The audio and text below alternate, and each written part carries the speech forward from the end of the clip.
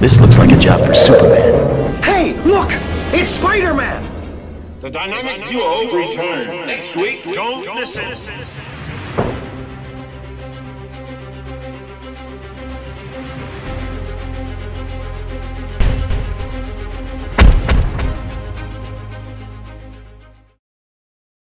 So, listen, guys, welcome to the Dynamic Duo. I'm Franz. I'm Kevin, and welcome to the new Batcave and Avengers Tower, everybody. Hey, listen, Kevin, today, man, we have an illustrious guest, man. One of my favorite people in the world. We've got my brother on the line to join us to talk about comics, to give me a hard time, and to to share his ideas. Now, the problem is, we agree on 90% of the stuff, but a lot of times he comes after me, he comes for me. So the conversation was already starting. And so let me give you the background. Okay. What he just explained to you is that at some point I went off the deep end. And I'm going to give you official credit, Ralph. I'm going to give you official credit, unrecorded, right, for posterity, that yes, in fact, in the late 80s, as you know, you're coming of age, you start to read books like Electro Assassins, you know, V for Vendetta, and you start to want to mature into the so-called mature comic books. And you start to read books like, Ralph, as you said, Haywire. And at that time, remember, Kevin, I've told you before that I wasn't a Kirby fan. And at that time, Ralph was discovering Kirby, and he was trying to tell me just how great Kirby was. And we had that debate. And I was like, no, Kirby sucks. Are you kidding me? You got to read, you know, Bill Sienkiewicz. And he was absolutely 100% right that the magic lies in the original material.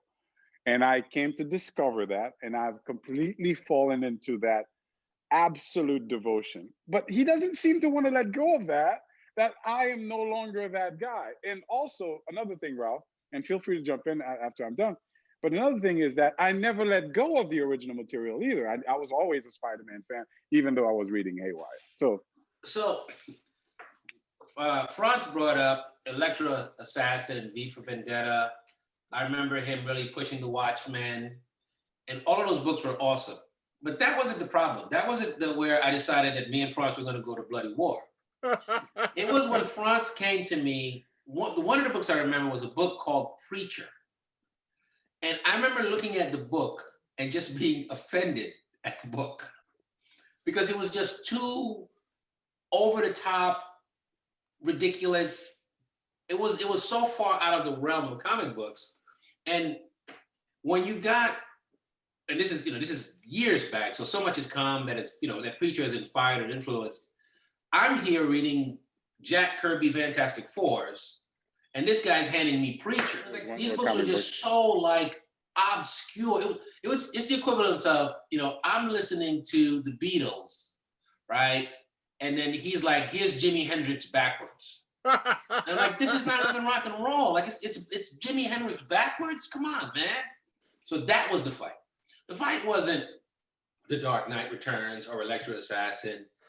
That and our 30-year argument is, and which he says that he claims to agree, is the idea that those stories, those one-offs are good for that time, but it doesn't sustain an industry.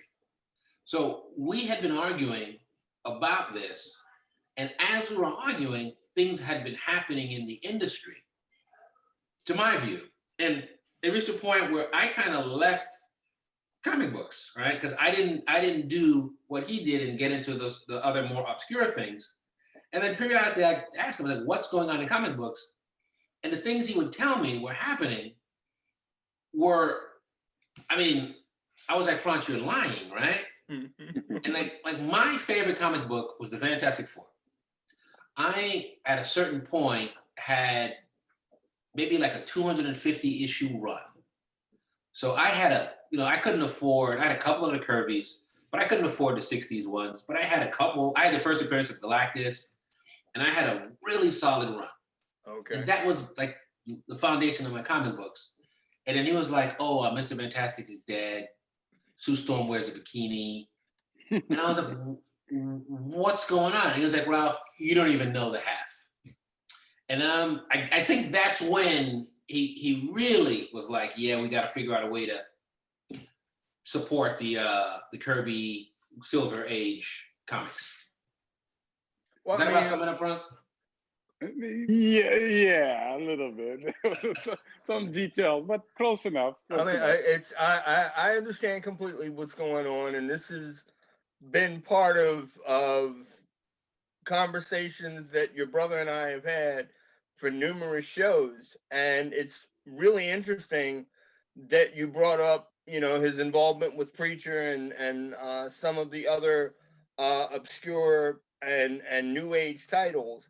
One of the big things that I think plays into this, and I've mentioned this to Franz numerous times, is that the generational thing that has happened is what's changed comics. Not that this hasn't happened before, but the generation that has come out of V for Vendetta, the changes in Deadpool,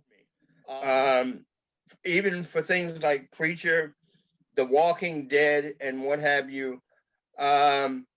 I kind of agree partially with something that Alan Moore said years ago after creating The Killing Joke. And that was that he had single-handedly ruined comics. Absolutely.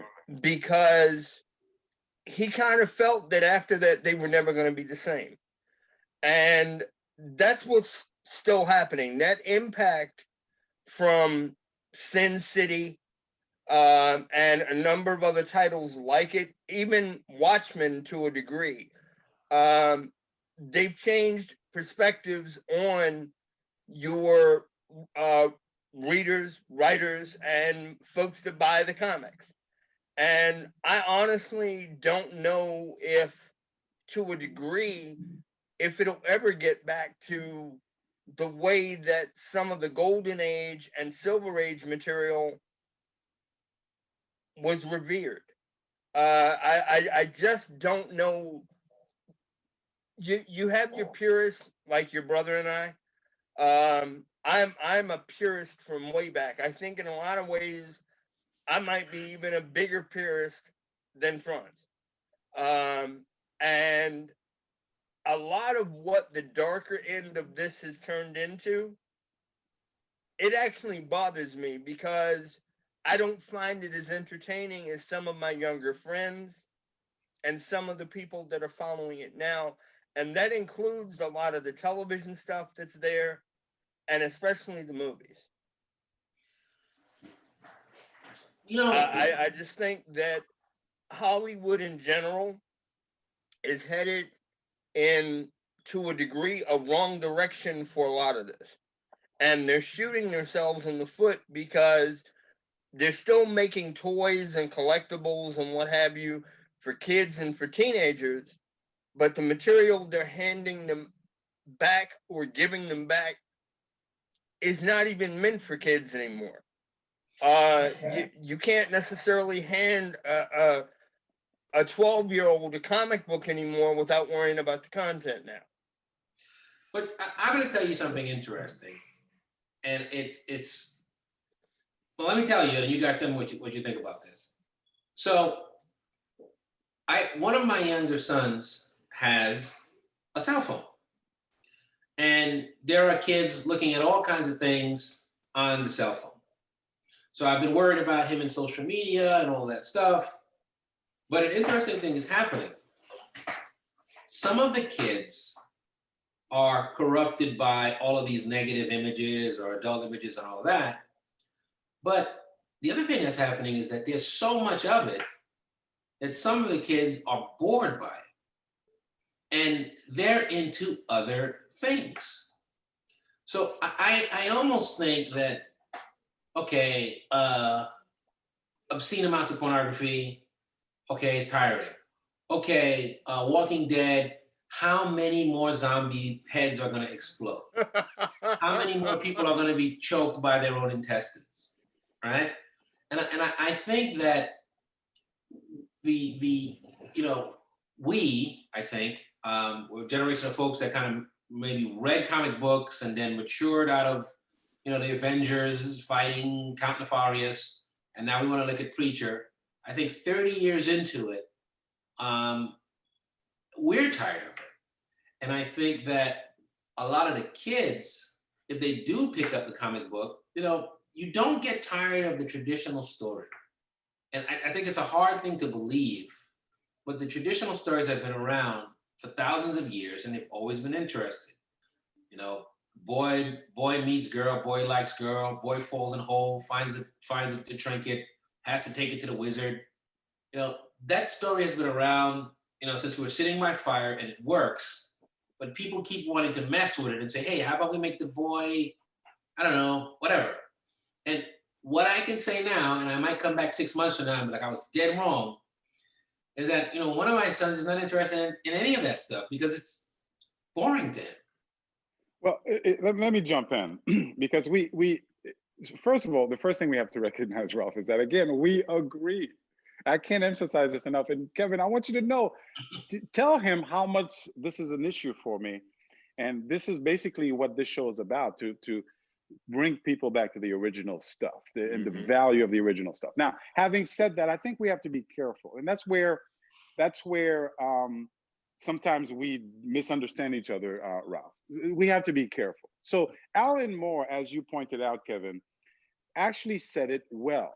And what he said was, I was creating material, but I wasn't creating material to change the industry into something else. I was just creating material. And as you yourself said, Ralph, there's nothing wrong with V for Vendetta. I think it's an absolutely brilliant book.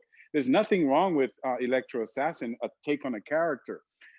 Certainly, The Walking Dead, I think, is genius. I mean, I'm a huge fan of that comic book, and I think it's great. So it's not necessarily saying that stuff is bad. I think what we're saying is that there are different genres, right, within the comic book industry. There's the superhero genre, there's horror, there's whatever else that you want to categorize it in. And at one point, the mistake that my generation made, which I'll give you credit, well, I'll give you partial credit because I wasn't completely there. But what happened is that when The Dark Knight Returns came out, a group of fans, young people who were coming of age, grew up in the comic book and became creators and started thinking every comic book has to be The Dark Knight Returns. Every comic book has to be, V for Vendetta or The Walking Dead. And so the industry went completely haywire. And it ruined what you value and what I value, which is the magic, the wonder, the power of that original material, that Kirby Stanley, John Buscema, Roy Thomas, that kind of stuff. Ron Frenz, who was on the show not too long ago.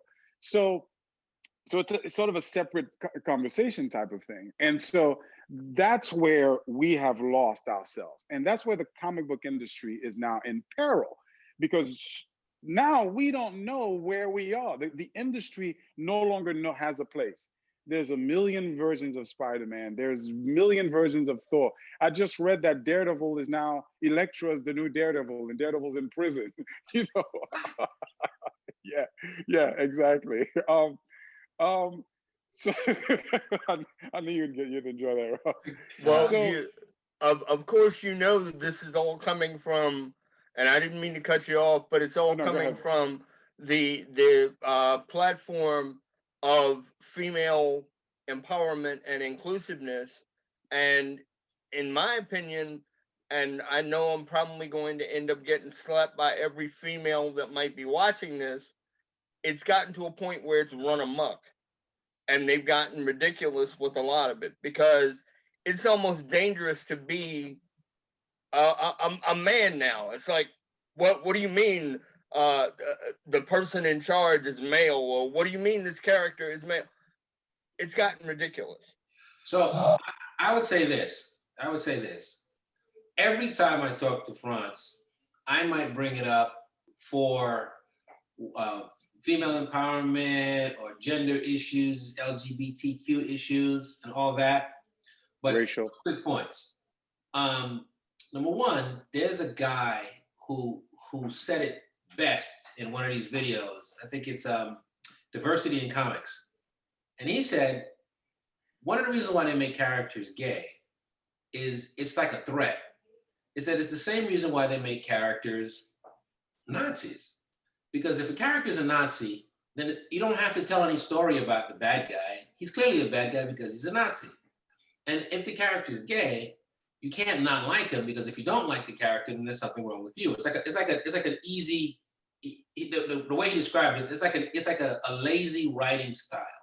Because if you do that, the black guy in the movie is supposed to do the right thing. It's like a cheap shortcut. But one of the things that I've come to agree with France is that I don't even want to focus on whether it's a black character or a gay character or feminism or whatever. What it is somebody said, hey, kids like cheese. So for the next 6 years, everything had cheese in it. To the point where it's like, why is there cheese in my ice cream? I don't want cheese in my ice cream. And if that sounds crazy, think about pumpkin spice. I'm old enough to remember when nothing had pumpkin. Now everything has pumpkins. Pumpkin, and there's a certain point in the year you go to Starbucks, everything has pumpkin in it. And it's like, why? Until people get tired of it. And I'm becoming more optimistic. I'm thinking that the thing is going to collapse, and there's going to be new characters that are going to come, and somebody's going to figure it out. And then when that happens, if the characters aren't completely dead, the characters that we like, somebody's going to bring back, the magic. Well, therein lies the danger, if I can jump in. You're more optimistic than I am, because it's interesting, because for me, the industry has in many ways already collapsed. The comic book industry now is a fraction of what it used to be. And what's driving it, what's keeping it alive, is the fact that the movies are such a huge, huge success. But once that goes away, the comic book industry is going to fall apart. And we are now at a crossroads where we can no longer go back, because comic books have been what they are for such a long time, which is nothing. Like, it changes every other 5 years or so. That to bring it back to the original is just another change. It's just another change. And in many ways, Marvel is trying to do that. They've revamped the X-Men, and they've got X-Men Gold, X-Men this and that, and they're trying to do that, but it's now a new character. And one of the things we talked to Ron Friends about is the fact that when you diversify the character, when you dilute the character into many different versions, well, you're diluting the material, you're diluting the fan base, you're diluting the connection to a particular character, because who am I a fan of? Which Peter Parker am I a fan of? Which Spider-Man am I a fan of? And if you change that Spider-Man to something else, am I supposed to continue to be a fan of it?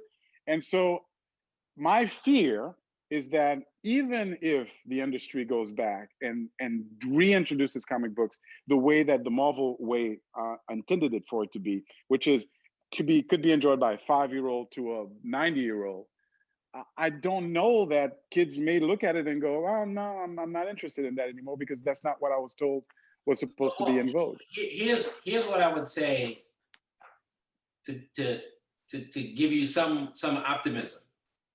If you want Spider-Man back, you may not get Spider-Man back. But if you want the story of the precocious kid who wants to do good in the world because he understands that with great power comes great responsibility, you're going to get that back. And it might not be Spider-Man at first. It might be a Japanese manga cartoon. It might be some other thing. But what I'm saying is the thing that we like is going to come back because it works. And the thing that we are having a problem with is not going to last long term. So the Avengers are now talking about making an all-female Avengers movie, right? And they've done a lot of very, very tricky things. But if this thing collapses, right, somebody is going to take a brick to the people who came up with these ideas, because the Marvel movies, when they were at their best, generated billions of dollars. And all they were was good, decent superhero movies. You can make a decent superhero movie with a woman lead. Wonder Woman did it. It was awesome. I liked the Wonder Woman movie, right? There's nobody here that's against a female superhero or a black superhero. Black Panther did great. It's not that. It's make a good movie, tell a good story. Don't Don't write it in with, connect the dots or whatever is hot. So I go back to saying, look, we may not get Spider-Man back where everybody's reading Spider-Man, but we're gonna get the good story back because it works. What do you say, Ralph, Kevin? I've got to put this out here. First of all, I bow to you for what you just said. I agree with you 150%. Case in point with what you just said. I am a huge Star Wars fan. Huge. And I've said to your brother over and over again, and I know this is away from the comics, but I've got to say it.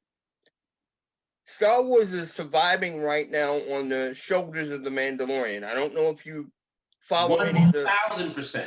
Okay. 100%, 1,000%. And You brought the that fact, up recently, Ralph. and me. the fact of the matter is, they're beginning to take the original 77 and on through 83 audience back to the old days with what Lucas started of the good versus evil morality tale that the original Star Wars came from. Jon Favreau and company are taking that back. And you can ignore the good, some of the bad that has come out of the movies since then and what have you, but that's why it's working. So again, I bow to you because what you said couldn't be more correct. And that's all part of even what's going on with the comic books and the movies. One of the biggest debates right now is whether or not Wonder Woman 1984 is going to work on a streaming service. Because early reports have been that it has failed in certain parts of overseas. They're already saying it failed in Japan. It opened in theaters in Japan, and audiences are not liking what they're seeing. Well, I know that there's a Donald Trump character in it. I know that there's a couple of things in there, and hopefully these things didn't ruin the basic thing, and that what we're dealing with is a COVID situation. But the bottom line is, the first Wonder Woman movie was a fine movie. Pardon me. It was, to my view, it was a good movie. They did everything that a superhero movie was supposed to do. They didn't fall for the nonsense. Hopefully they didn't fall for the nonsense here. But my fear about that is if they did fall for the nonsense, they're going to blame it on it going onto the small screen and continue with the BS. So I don't know. Wonder Woman is interesting to me because as I watch the trailers, I'm not sure what to feel. Parts of it looks like I might like it. Parts of it looks like they may have deviated a little bit. So I'm gonna wait to watch it, before I make up my mind. But I wanted to go back to a point that you made to again agree with you, Ralph, in terms of what you were saying before, that the idea of the hero, that basic story, is what gets repeated over and over again, and that will always survive. I agree with you, and in many ways, as Kevin was saying, that's what's happening with Mandalorian relative to the Star Wars industry, and that's what was happening with the, let's say, anime industry, because in the 2000s, comic books were literally being replaced by the Dragon Ball Z's because they had that basic story of overcoming the hero and all that stuff, and it literally became more popular than the comic books, and manga was selling more and more and more, and so that will always exist. I absolutely agree with you. What I fear, again, I guess a lot of us are expressing our fear, and I tend to think 20, 30 years into the future, what I fear is that the sacrifice will be Spider-Man. The sacrifice will be Thor and Hulk and all the characters that we love, a la Doc Savage and the Shadow and all the other characters that were at one point popular but no longer matter to the thing. Yeah. You make pardon me, you make a really good point. And to piggyback on part of what you just said about the classic characters possibly reaching a fading point, I do agree with you. You also know that I'm a big Green Hornet nut. And one of the things that I am hoping will work in the next year or so, if they really get this thing off the ground, is a brand new Green Hornet movie is on the way. Now, one of the big things that a lot of people are not aware of with what they're doing with this film is it's not just going to be titled The Green Hornet. The title is The Adventures of the Green Hornet and Kato. Oh, So they're stepping forward with doing the whole partnership, which has always been what I wanted, being exposed to it back in the 60s with Van Williams and Bruce Lee. And it's finally being done. And I'm hoping that the Hornet will survive. It's already been said that if the Green Hornet makes it, Dick Tracy is going to be redone. They're going to go back and redo the Phantom, and the Shadow is going to be redone. So I was talking to Franz. I was like, "Hey, well, what are we going to talk about today?" And one of the things that came to my mind was the streaming and getting on the small screen. And when I hear you bring up the Green Hornet, I'm kind of excited, but I'm also kind of worried because in the big screen, if the studio guys do it right, there's so much money at stake. They're kind of forced to do it right until they start making money, and then they ruin it because that's what they do, because they're jerks. I don't know why. But in the small screen, it's really, really easy to just ruin the thing and come out with these superhero series that are just terrible. Mm-hmm. Right? I don't know if you guys are following, and listen, I'm pretty strong in my opinion. I think that the Batgirl thing was horrible. I think the first Batgirl was bad. I think this new Batgirl series looks terrible. And I'm worried that if the writing isn't there, going straight to the small screen could be a bad thing for the characters. What do you guys think about that? Well, if I may jump in now, Kevin. So here's the thing about the small screen. I definitely share your concerns. But here's the credit, and Kevin and I talked about that not too long ago in one of the previous shows. It's an interesting thing because the quality of the small screen is sort of rising up to the quality of the big budget. So we were watching, for example, the trailer for Falcon and Winter Soldier. And listen, if I told you this was going to be the next blockbuster of next year, there's no way you would disagree with me, because it seems to be the special effects are at the same level as what we saw in the Avengers. And there are a lot of small screen stuff that have really good quality material, like really, really high level quality material, whether it's a small intimate story that's really well told by a brilliant director, or a big budget type of movie. The Will Smiths, for example, are making Netflix movies. I watched, what's the name of the movie the other day with Chris Hemsworth, the war movie. I mean, just excellent stuff, like literally movie quality stuff. And so I think what it comes down to is and we've talked about this before, Kevin, what it comes down to is the quality of the material. The quality, what are you going to deliver? And is it going to be good enough?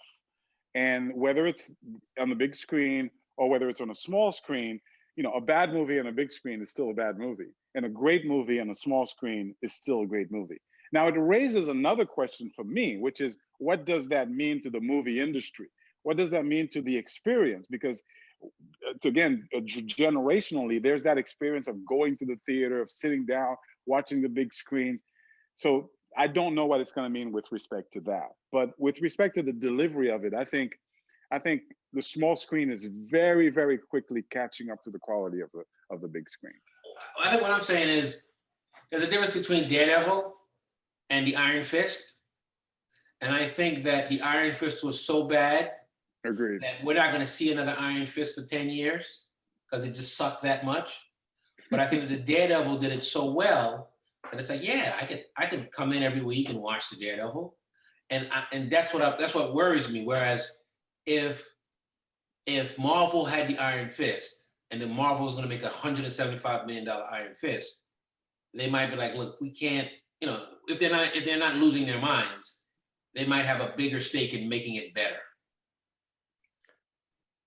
If I may, I'm inclined to agree with you again.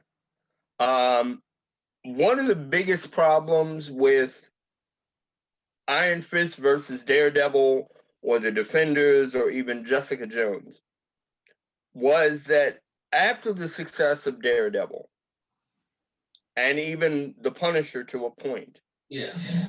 they decided to fast track everything else that they touched. And the quality wasn't there for Iron Fist. First of all, they screwed up because they stripped down his powers to one part of his body. That's not the character. You know, you have the power coming out of one hand, as opposed to he's a martial arts expert and what have you, and has these powers and these abilities, and you're not dealing with that. That was one of the major mistakes that they made with setting up the show to begin with. Jessica Jones, to me, in spite of what the rest of the world thought, I thought Jessica Jones was not that great. I think I watched maybe 3 episodes that I thought were interesting. The rest of it, they could have kept in a trash can. I liked Luke Cage, and I thought they made a mistake canceling Luke Cage. It should have been given more time to develop. To your point about Daredevil, what's really interesting at this point is early reports from the West Coast have said that they're involving Charlie Cox's interpretation of Daredevil in this new Spider-Man multiverse movie that's coming. So you're going to end up seeing Daredevil, but it's going to be the Charlie Cox version that you're going to see. If I may piggyback for a moment on what you said about the Batwoman series, I hate it. I flat out hate it. I didn't think that it worked with Ruby Rose, and I do not think it's going to work with the young lady that's now in the role. One of the major reasons why I do not think it's going to work, and it's not going to matter who you put in that role, is they have not established the rest of the world that goes along with this from Batman. You've taken a secondary and somewhat obscure character, you've released her, and she's in the world of Batman, but there's no Bruce Wayne. You don't even have a Dick Grayson and a Nightwing there as support. You don't even have Tim Drake or even Alfred, for that matter, for goodness sakes. The only supporting character that most of the audience would even know is Lucius Fox Jr.